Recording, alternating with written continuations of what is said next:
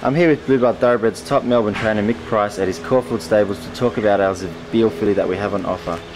Mick, you personally handpicked this filly from the Karaka sale in New Zealand. What attracted you to want this filly in your stable? Look, the first thing, we spend a fair bit of time looking at Patrick Hogan's fillies. They're very difficult to buy, the nice Zabeel fillies, and we had it picked out. It wasn't one of those big, sort of $500,000, big rangy 16 hand Zabeel fillies that everyone wants, and that sometimes work and sometimes don't.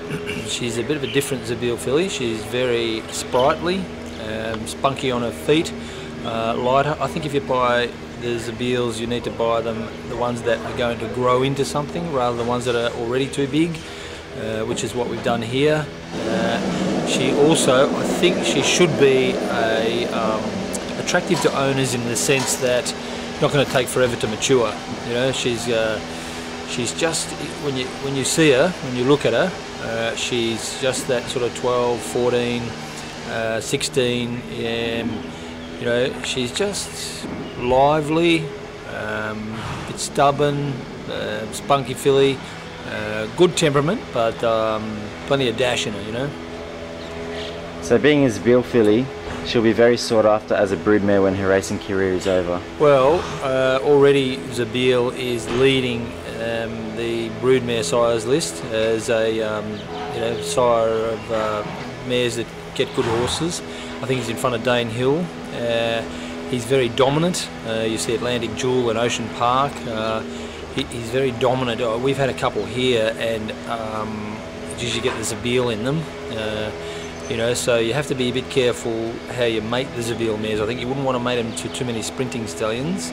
And if you're going to buy them out of Zabeel mares, you need to buy them with a bit of stretch about them, because they're sort of going to get a mile and 2,000 metres. But I know that New Zealand breeders are keeping a lot at the moment, and they're selling their colts and keeping their Zabeel fillies. So he's already a really good broodmare sire, and he's just going to get better and better. And looking at her pedigree, what kind of distances could we see her run over? Look, I wouldn't be selling her on the basis that you think she's an Oaks filly. I'd be saying she's spunky enough for 1,200, 1,400, 1,600. She's out of a Stravinsky mare. You look at the pedigree, there's all those mile fillies in. The 1,000 Guineas winner in the third dam, I think, is all mile stuff. It's 12, 14, 16, 18. It reminds me a little bit of that Lights of Heaven, as in, not a, you know, I know she ran place in the Caulfield Cup, but as a autumn 3-year-old, she was really dominant in the, you know, mile, 18, 2,000 metre races. That's what sort of filly I think this will be. And what about her program from here? What can we expect? Well, she's booked to come over. As we speak, she's still in New Zealand. She's booked to come over. We'll have a look at her. I'm tempted to want to say we'll give her a month off before we break her, because I reckon she'll have a 2-year-old year which has preparations in it, but it would be highly unlikely that you would see a Zabeel filly at the races of a 2-year-old.